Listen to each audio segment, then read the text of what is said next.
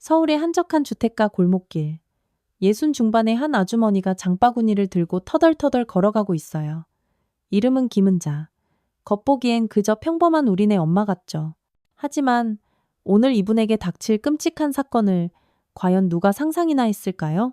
은자 씨는 이른 아침부터 재래시장에 다녀오는 길이었어요. 하나뿐인 아들, 준호를 위해 맛있는 반찬거리라도 사러 나선 거였죠. 아들 나이가 벌써 40 줄인데도 엄마 눈에는 아직 물가에 내놓은 어린애 같기만 합니다. 준호가 회사 근처 오피스텔에 산다니 가끔씩 이렇게 반찬이라도 해서 날라야지. 원. 혼잣말을 중얼거리며 걷고 있었죠.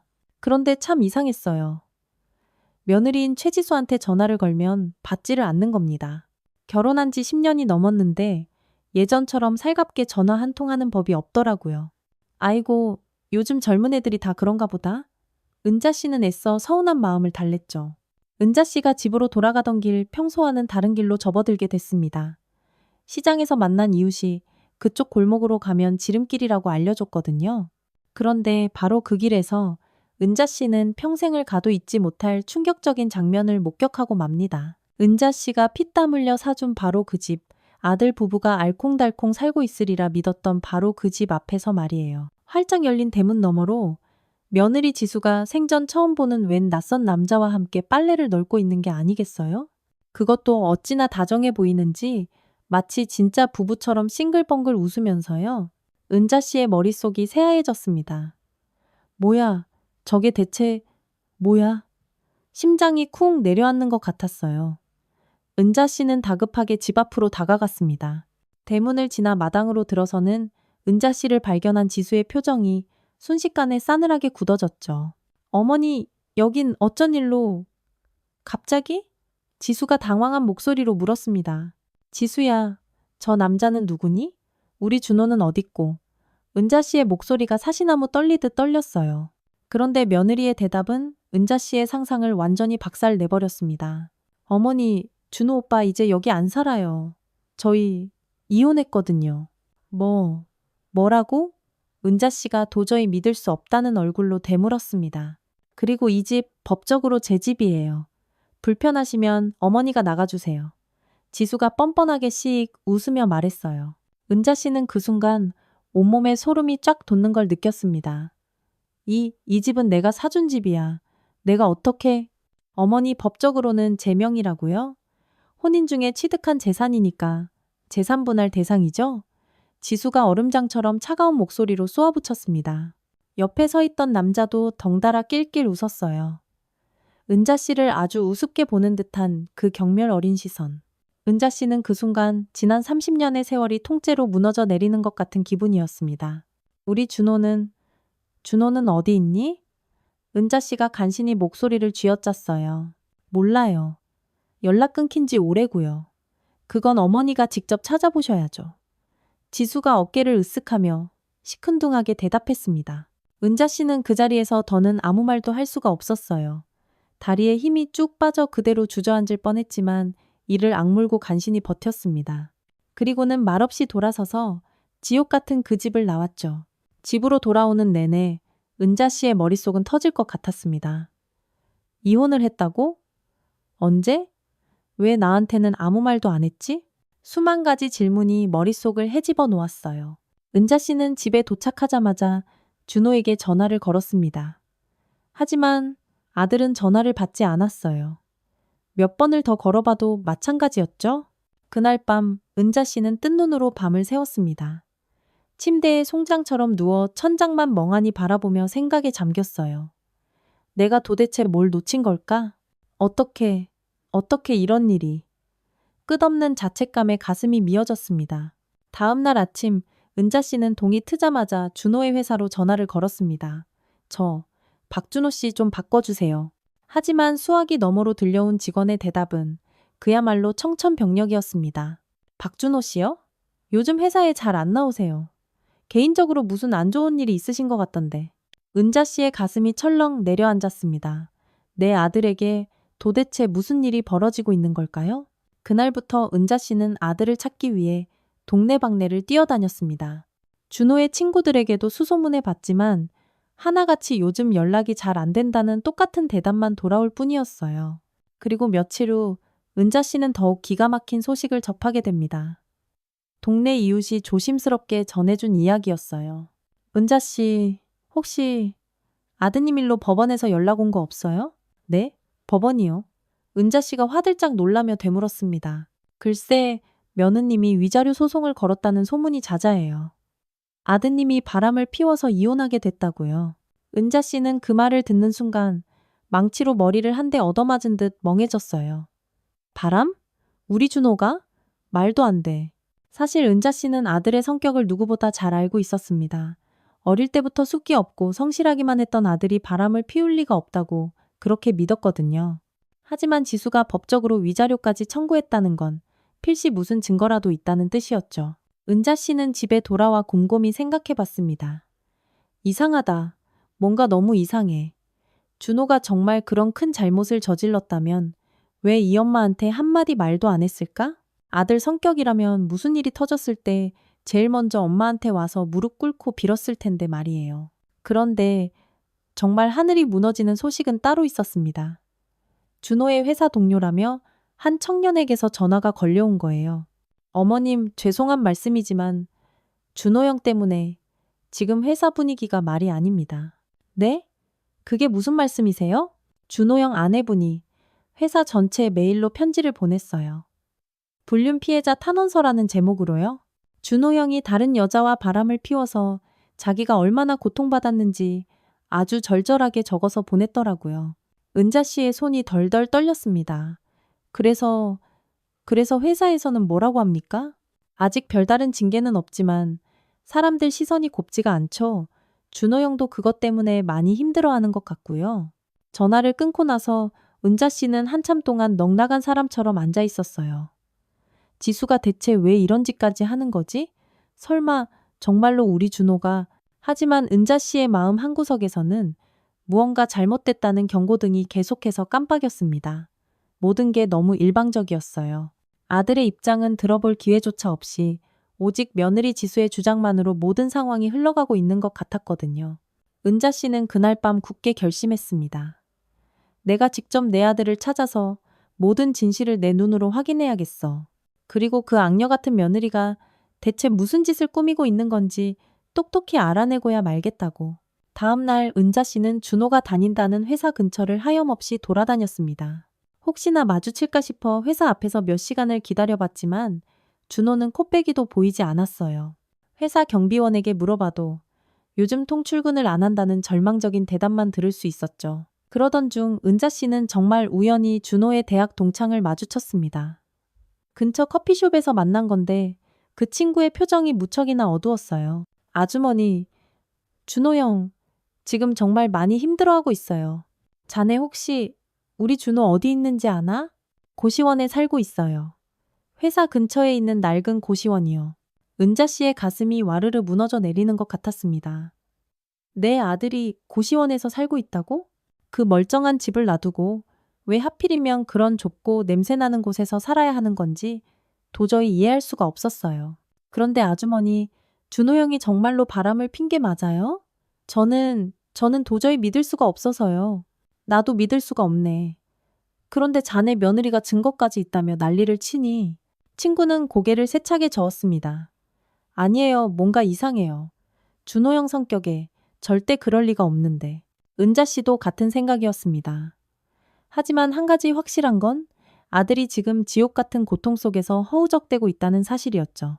그리고 지수가 단순히 이혼만 하려는 게 아니라 아들의 인생을 아주 뿌리째 뽑아버리려 작정했다는 것도요. 은자 씨는 집에 돌아오자마자 지수에게 전화를 걸었습니다.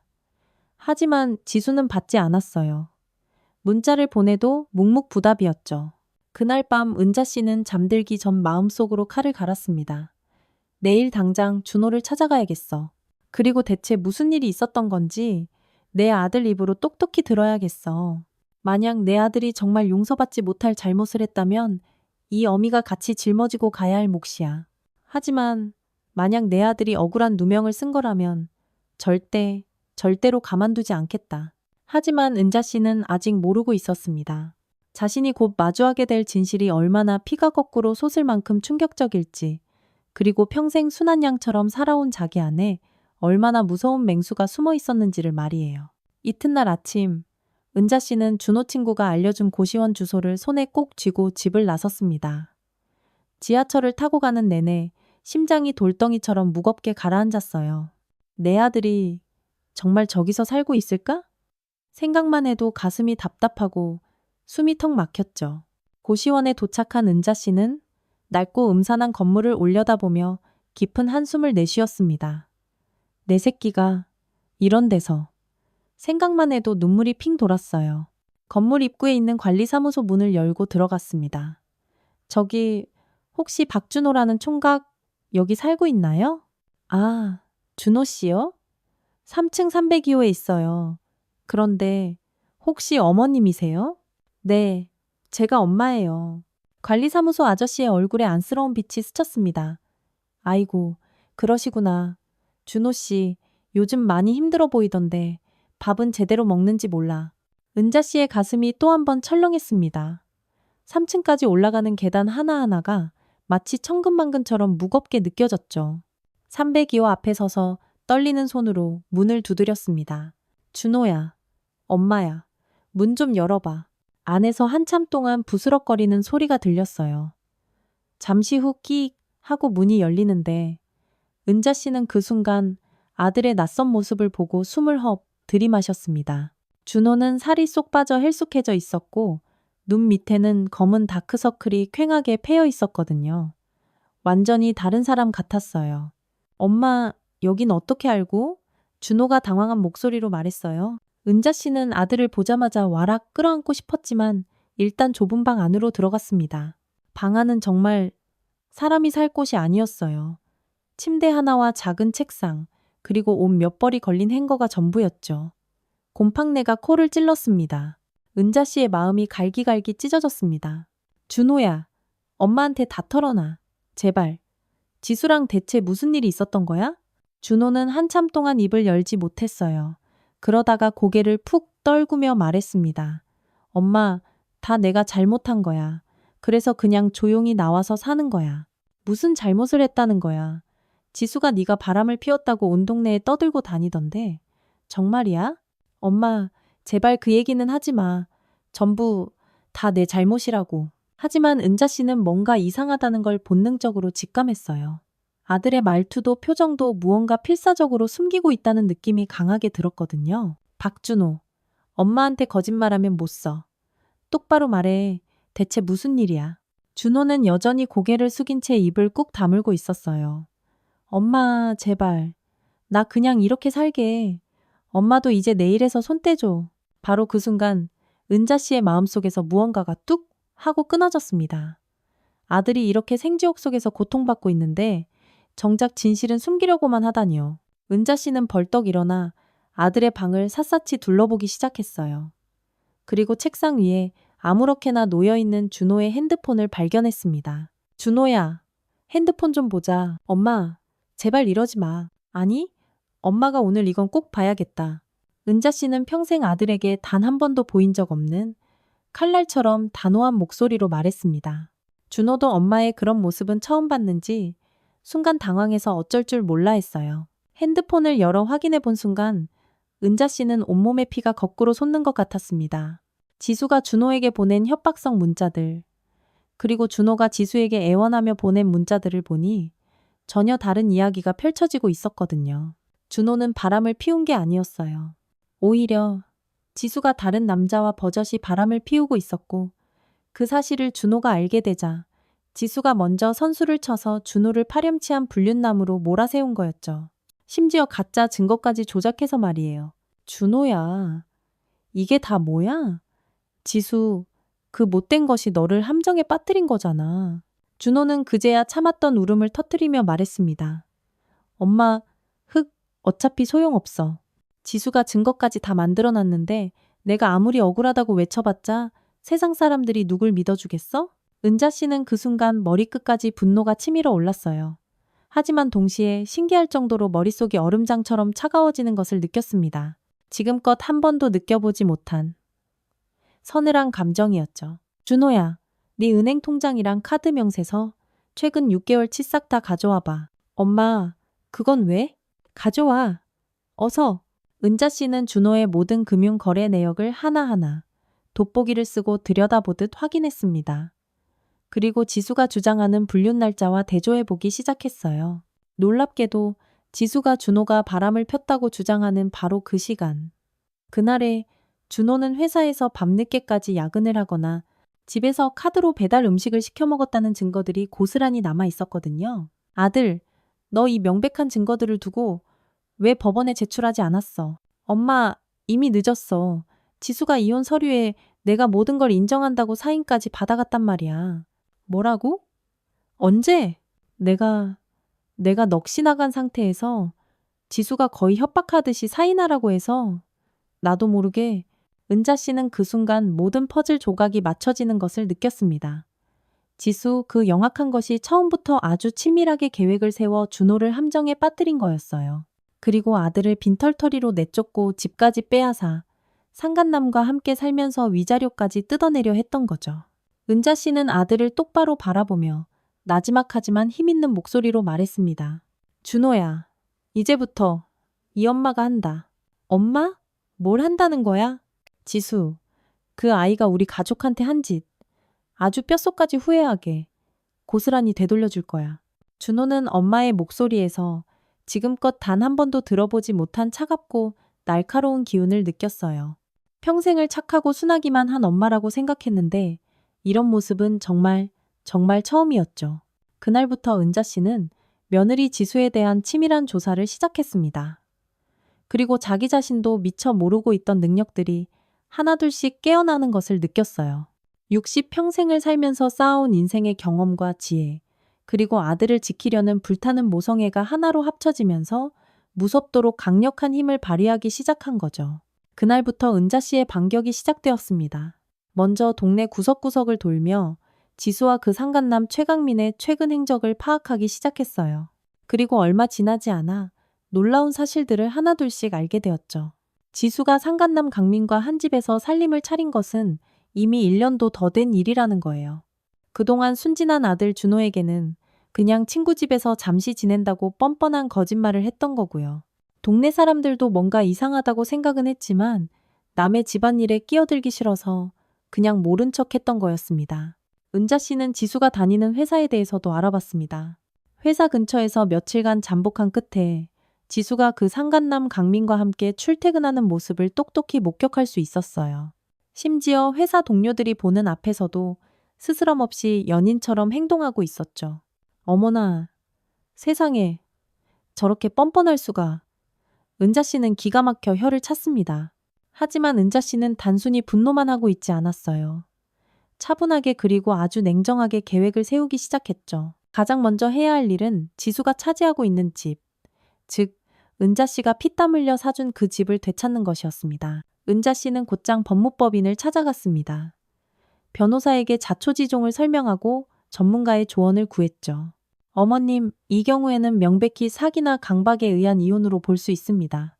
충분히 혼인 무효 소송을 진행할 수 있을 것 같습니다.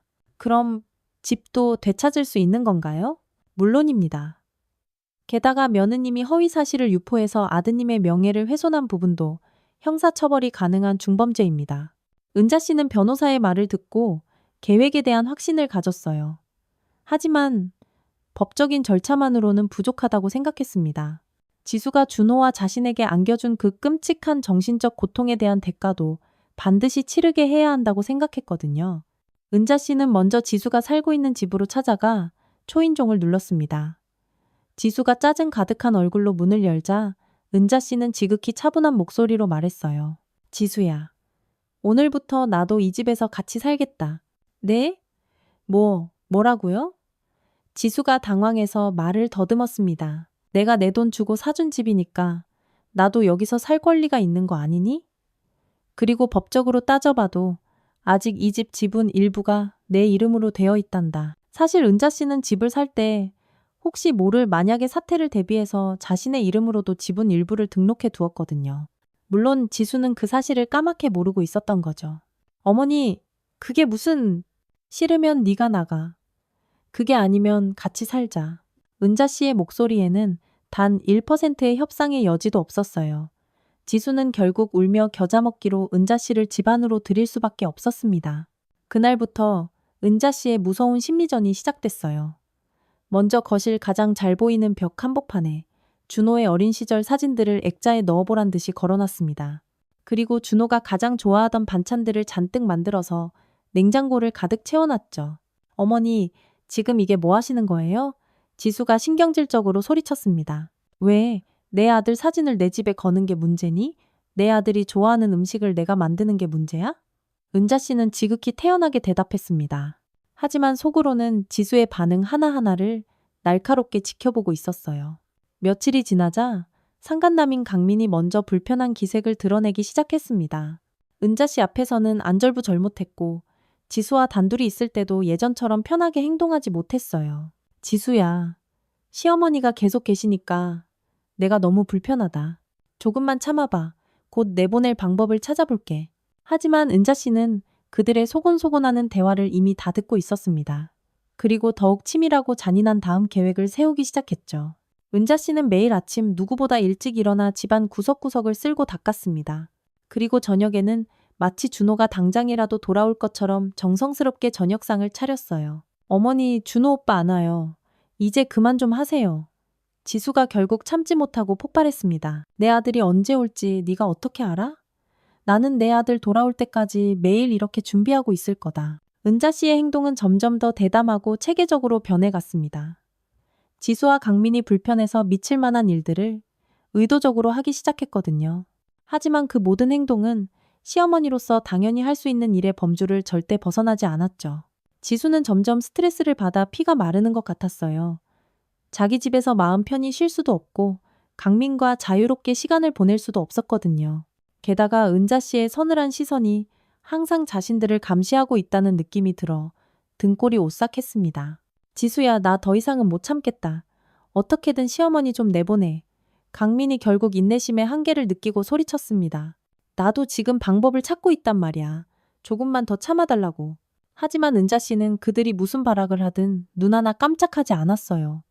오히려 점점 더 당당하고 위풍당당해졌죠. 그리고 지수를 향한 진짜 복수는 이제 막 시작일 뿐이라는 것을 가엾은 지수는 아직 전혀 모르고 있었습니다. 며칠이 지나자 지수는 더는 참을 수 없다는 듯이 은자 씨에게 악을 쓰며 대들기 시작했어요. 어머니, 제발 이제 그만 좀 나가세요. 법적으로 이 집은 제 집이라고 몇 번을 말해요. 하지만 은자 씨는 여전히 빙그레 웃기까지 하며 차분했습니다. 지수야, 내가 얼마 전에 법무법인에 가서 확인을 좀 해봤는데 말이다. 이 집 지분의 30%는 여전히 내 이름으로 되어 있더구나. 그러니까 나도 여기서 살 권리가 아주 당당하게 있다고 하더라. 지수의 얼굴이 새파랗게 질렸어요. 그 사실은 꿈에도 몰랐던 거죠. 그리고 지수야, 네가 우리 준호한테 저지른 짓들 말이다. 이제 하나씩 세상에 밝혀지고 있단다. 은자 씨가 얼음장처럼 차가운 목소리로 말했습니다. 무슨 말씀이세요? 네가 불륜 증거라고 조작했던 것들 말이야. 네가 포토샵으로 만든 그 조잡한 가짜 사진들, 네가 꾸며낸 가짜 문자 메시지들. 그거 전부 다 밝혀졌어. 지수가 당황해서 말을 더듬었어요. 그런 거 아니에요. 모함이에요. 아니긴 뭐가 아니야. 네가 몰래 준호 핸드폰을 가져가서 다른 여자한테 보낸 문자 메시지도 내가 다 알고 있어. 그리고 그 여자 네가 돈 주고 시킨 알바생이잖아. 은자 씨는 지난 며칠간 밤을 새워가며 철저하게 조사한 결과를 바탕으로 말하고 있었어요. 지수가 준호를 함정에 빠뜨리기 위해 사용했던 모든 비열한 수법들을 하나하나 다 파헤쳐낸 거죠. 지수는 점점 더 궁지에 몰렸습니다. 어머니, 증거 있어요? 증거 있으면 내놔보세요. 있지. 아주 많이. 은자 씨가 가방에서 서류 뭉치를 툭 던졌어요. 네가 그 여자한테 돈 보낸 은행 이체 내역서, 네가 준호 핸드폰으로 조작한 문자 메시지의 원본 파일, 그리고 네가 최강민이랑 호텔 들락날락하는 불륜 사진들까지 여기 다 있단다. 지수의 얼굴이 종이장처럼 하얗게 변했어요. 어떻게, 지수야. 내가 그냥 집에서 살림이나 하는 힘없는 늙은이인 줄 알았지? 나도 젊었을 때는 사회생활 꽤나 했던 사람이란다. 은자 씨가 차분하게 말했습니다. 사실 은자 씨는 젊은 시절 보험회사에서 보험사기 특별조사원으로 일했었거든요. 온갖 사기꾼들을 잡아내던 그때 그 시절의 날카로운 조사 기법들이 수십 년이 지난 지금 아들을 구하기 위해 다시 빛을 발하고 있었어요. 그리고 지수야, 네가 회사에서 공금을 빼돌린 것도 내가 다 알고 있단다. 그건 아니에요. 지수가 비명을 질렀습니다. 아니긴 뭐가 아니야. 너 회사 법인카드로 최강민이랑 고급 레스토랑 다니면서 데이트 비용 결제한 거, 그 영수증들 내가 다 확보했어. 이건 명백한 업무상 횡령이야. 콩밥 먹고 싶니? 은자 씨는 지수의 회사 동료들을 통해 이 정보까지 전부 알아낸 상태였어요. 지수가 얼마나 많은 불법을 저질러 왔는지 꼼꼼하게 리스트를 만들어 놓고 있었죠. 지수는 이제 완전히 넋이 나간 표정이었습니다. 어머니, 그만, 제발 그만하세요. 그만하긴 뭘 그만해. 이제 시작인데. 은자 씨의 목소리는 겨울 칼바람보다 더 차가웠습니다. 바로 그때 상간남 최강민이 집으로 들어왔어요. 집안의 살벌한 분위기를 보고 대충 무슨 일인지 짐작했다는 표정을 지었죠. 어이쿠, 강민 씨도 왔네. 마침 잘 됐어. 은자 씨가 강민을 똑바로 쳐다보며 말했습니다. 자네도 지수 계획에 동참한 공범이니까 이 모든 일에 대해 같이 책임을 져야지. 무슨 말씀이신지. 최강민이 어색하게 웃으며 발뺌하려 했습니다. 자네가 지수한테 돈 빌려줘서 가짜 증거 만드는데 보탠 거 내가 다 알고 있어. 그리고 자네 회사에도 내가 이미 익명으로 제보를 해놨단다. 기혼 직원이 다른 사람 가정을 파탄내고 불륜을 저지르고 있다고 말이야. 최강민의 얼굴이 시퍼렇게 질렸어요. 뭐라고요? 아마 내일부터 자네 회사에서 연락이 갈 거야. 징계위원회에 출석하라고. 최강민은 그 말을 듣자마자 지수를 잡아먹을 듯이 째려봤어요. 최지수, 이게 다 어떻게 된 거야?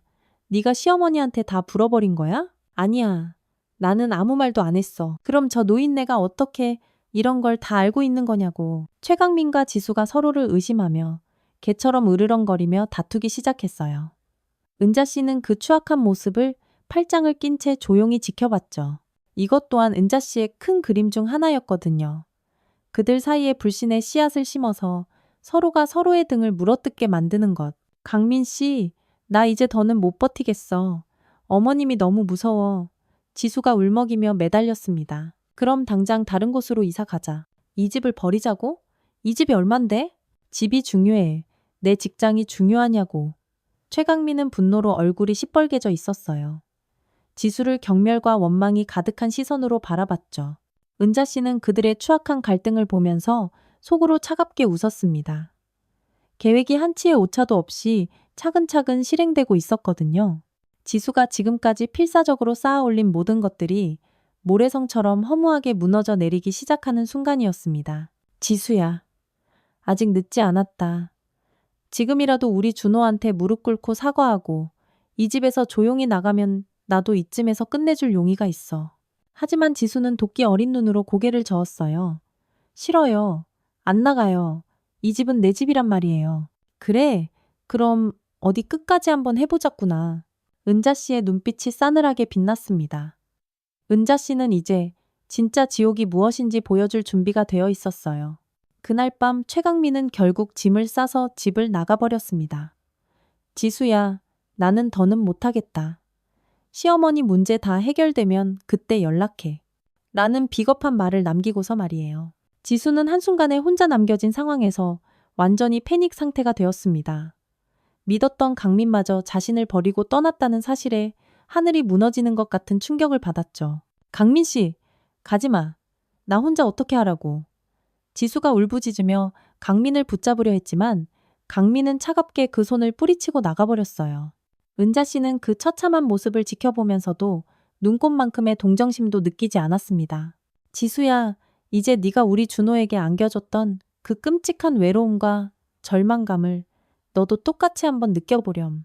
다음 날부터 은자 씨의 본격적인 공격이 융단 폭격처럼 시작되었어요. 먼저 지수의 직장에 익명의 제보 전화를 걸었습니다. 거기 기획팀에 최지수 씨라는 직원이 있죠? 그 사람이 지금 회사 공금을 지속적으로 횡령하고 있습니다.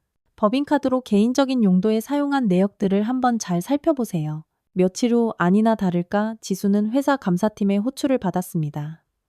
본격적인 조사가 시작된 거죠. 지수는 너덜너덜해진 몸과 마음으로 집에 돌아와 은자 씨에게 악을 썼습니다.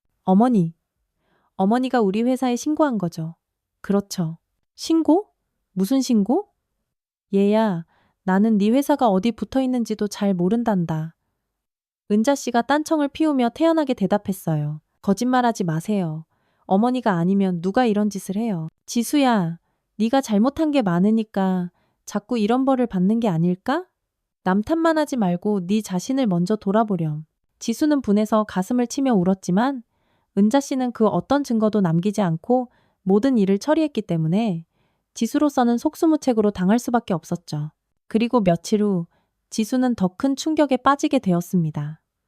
최강민이 정말로 완전히 연락을 끊어버린 거예요. 전화도 받지 않고 수십 통의 문자를 보내도 답장 한 통 없었죠. 강민 씨, 제발 전화 좀 받아.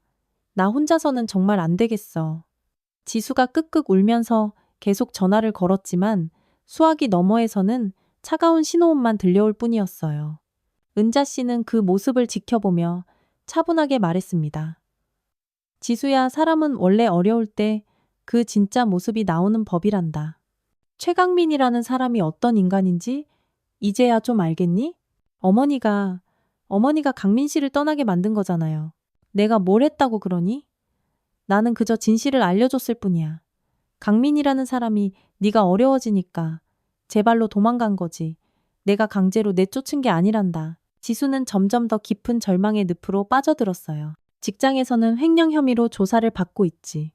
사랑한다고 믿었던 남자는 떠나버렸지. 집에서는 시어머니가 숨통을 조여오고 있으니까요. 그런데 은자 씨의 복수는 여기서 끝이 아니었습니다. 이제 겨우 서막에 불과했죠. 은자 씨는 지수가 준호를 함정에 빠뜨리기 위해 조작했던 모든 가짜 증거들을 차곡차곡 정리해서 경찰서에 고발장을 제출했습니다. 무고죄, 사기죄, 명예훼손죄 등 적용 가능한 모든 혐의를 담아서 말이에요. 지수야, 아마 내일쯤 경찰서에서 연락이 올 거다. 조사를 받으러 출석하라고. 뭐라고요? 네가 우리 준호한테 저지른 짓들 전부 다 법적으로 처벌받아야 할 무서운 범죄야. 특히 무고죄는 3년 이하의 징역형에 처해질 수 있단다. 지수의 얼굴이 새하얗게 그야말로 백지장처럼 변했어요. 어머니, 제발 고발장 좀 취하해 주세요. 네? 취하? 내가 왜? 네가 우리 준호한테 저지른 짓을 한번 생각해봐. 내 아들이 지난 몇 달간 어떤 지옥 속에서 살았는지 상상이나 할 수 있겠니? 은자 씨의 목소리는 여전히 얼음장처럼 차가웠어요. 어머니, 제가 다 잘못했어요. 제가 정말 죽을 죄를 지었어요. 준호 오빠한테 무릎 꿇고 사과할게요. 그러니까 제발, 사과? 이제 와서 사과한다고? 은자 씨가 코웃음을 쳤어요.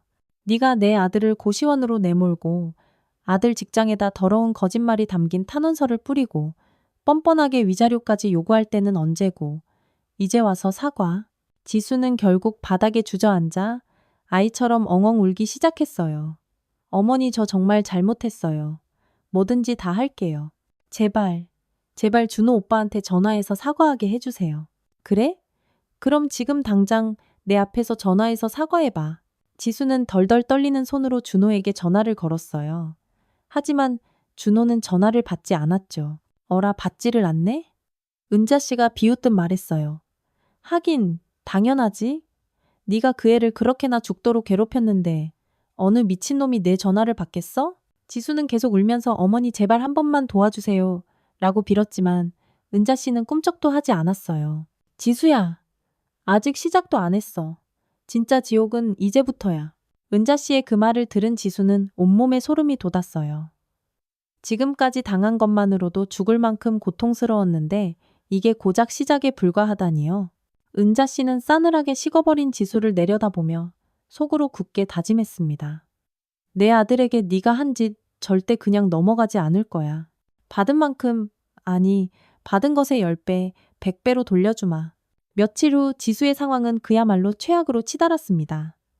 회사에서는 결국 해고 통지서를 받았고 경찰서에서는 정식으로 출석 요구서가 날아왔어요. 게다가 최강민은 지구상에서 증발이라도 한 듯 완전히 연락이 두절된 상태였죠. 지수는 집에서 하루 종일 이불을 뒤집어 쓴 채 넋나간 사람처럼 울기만 했어요. 은자 씨는 그런 지수를 힐끗 쳐다보면서도 전혀 동정하지 않았습니다. 오히려 더욱 차분하게 마지막 일격을 준비하고 있었거든요. 지수야, 이제 월세 낼 돈도 없겠구나? 은자 씨가 찬물을 끼얹은 듯 냉정하게 물었어요. 어머니, 지수가 울먹이며 대답했습니다. 그리고 곧 경찰 조사받고 재판받으려면 변호사도 선임해야 할 텐데 그 돈은 어디서 구할 거니? 지수는 아무 말도 하지 못했어요. 정말로 사방이 꽉 막힌 막막한 상황이었거든요. 바로 그때 은자 씨는 결정타를 날렸습니다. 지수야, 사실 내가 너에 대해서 조사한 게 이게 전부가 아니란다. 뭐가 더 있다는 거예요? 네가 우리 준호랑 결혼하기 전에 다른 남자들과 만나면서 저질렀던 일들 말이다. 그때도 지금이랑 아주 비슷한 수법을 썼더구나. 지수의 얼굴에서 마지막 핏기마저 가시는 것 같았어요. 그걸 어떻게? 지수야, 내가 네 옛날 친구들을 좀 만나서 이야기를 들어보니까 네가 예전에도 남자들을 속여서 돈을 뜯어낸 적이 있더라고. 그것도 한두 번이 아니라 아주 상습적으로 말이야. 은자 씨는 지난 몇 주간 지수의 과거 행적에 대해서도 샅샅이 조사를 했었어요. 지수의 대학 동창들, 전 직장 동료들을 수소문해서 만나본 결과 지수가 예전부터 남자들의 재력을 보고 접근해서 이득을 취하는 아주 고약한 습관이 있었다는 것을 알게 되었죠. 어머니, 그건 정말 아니에요. 오해예요. 아니긴 뭐가 아니야. 증거도 다 있어. 네가 대학생 때 복학생 선배한테 등록금 좀 빌려달라고 애걸복걸해서 받아놓고 졸업할 때까지 갚지 않고 잠수 탄 것부터 시작해서 직장 다닐 때 순진한 동료 남자들한테 돈 빌려놓고 떼먹은 것까지 그 피해자들 진술서가 내 손에 다 있단다. 지수는 이제 완전히 절망적인 표정이 되었어요. 자신의 추악한 모든 과거가 백일하에 전부 드러난 기분이었죠. 그리고 지수야, 제일 중요한 건 말이다. 은자 씨가 잠시 숨을 고른 후 마지막 비수를 꽂았습니다. 네가 우리 준호와 결혼할 때부터 이미 이 모든 걸 계획하고 있었다는 거야.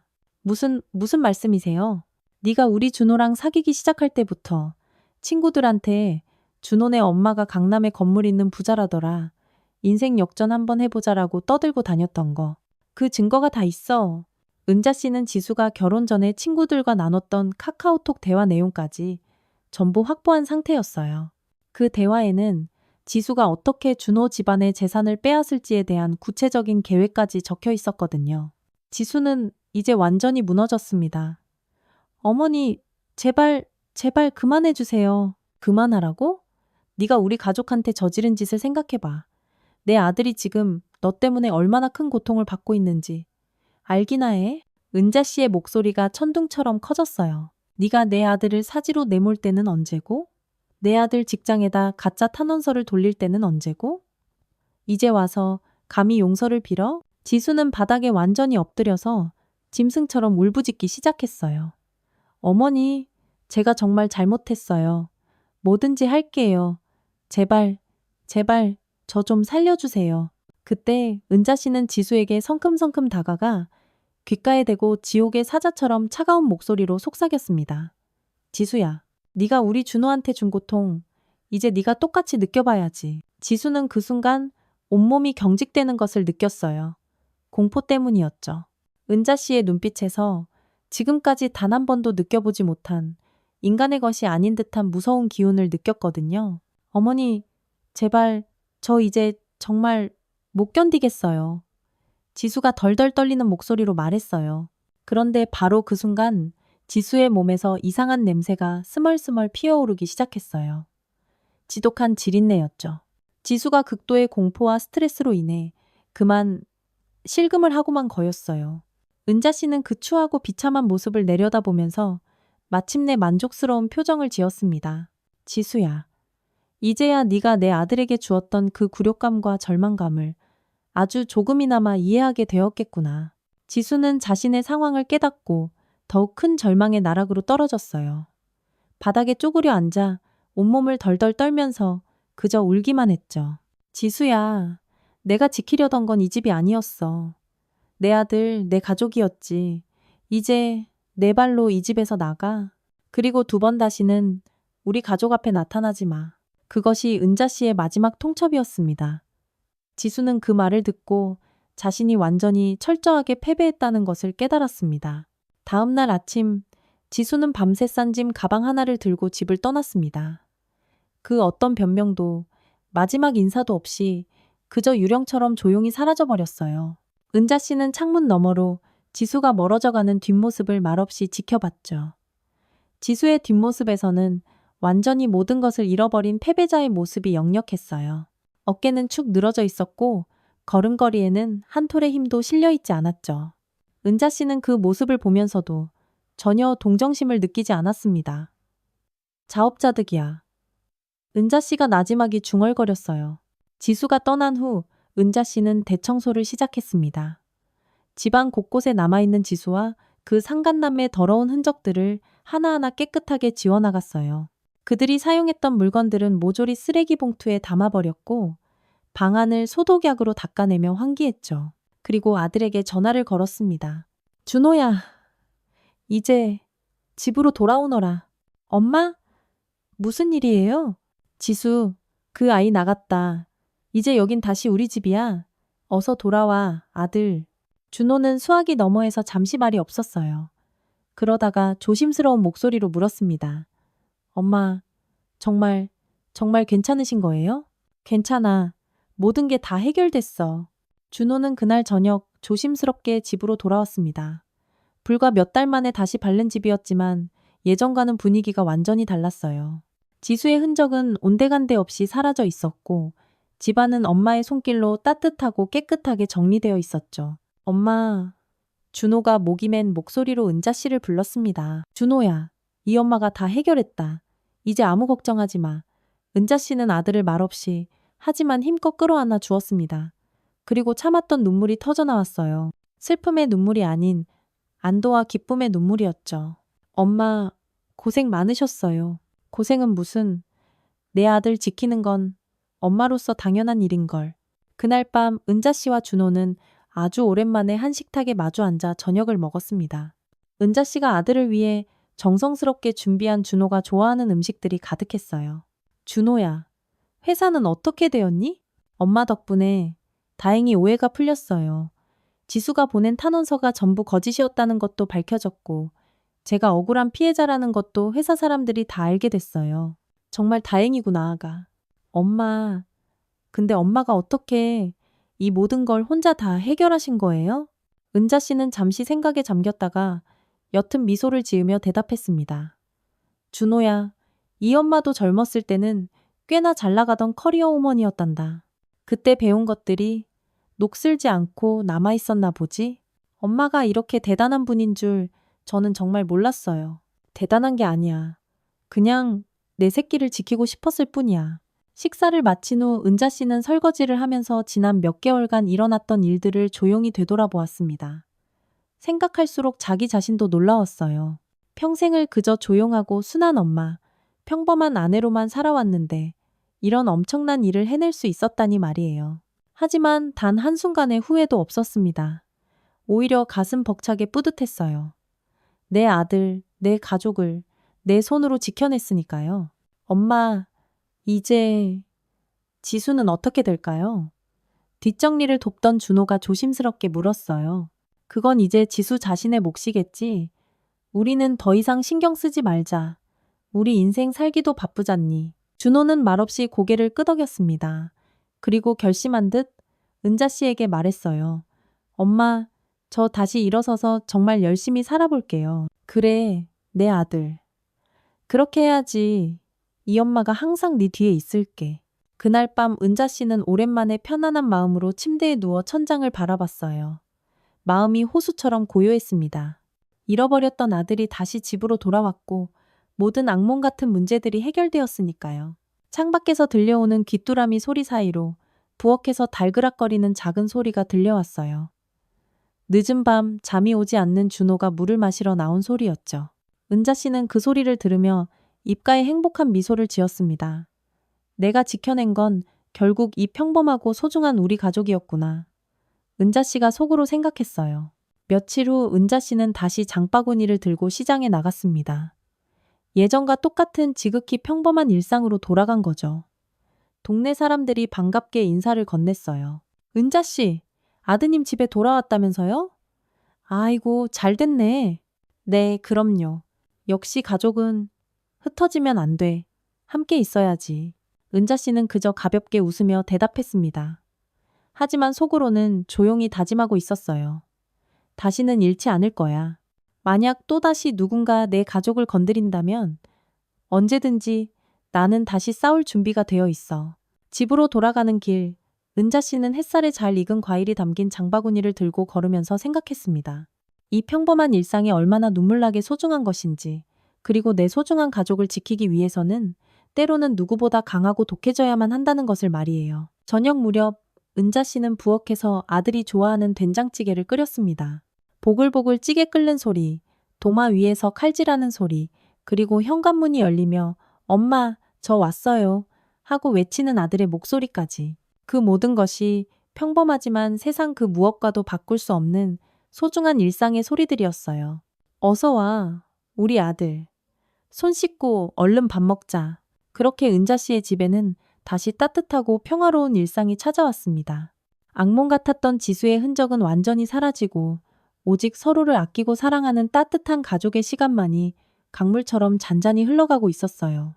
은자 씨는 그 모든 것을 지켜내기 위해 싸웠고 마침내 위대한 승리를 거두었습니다.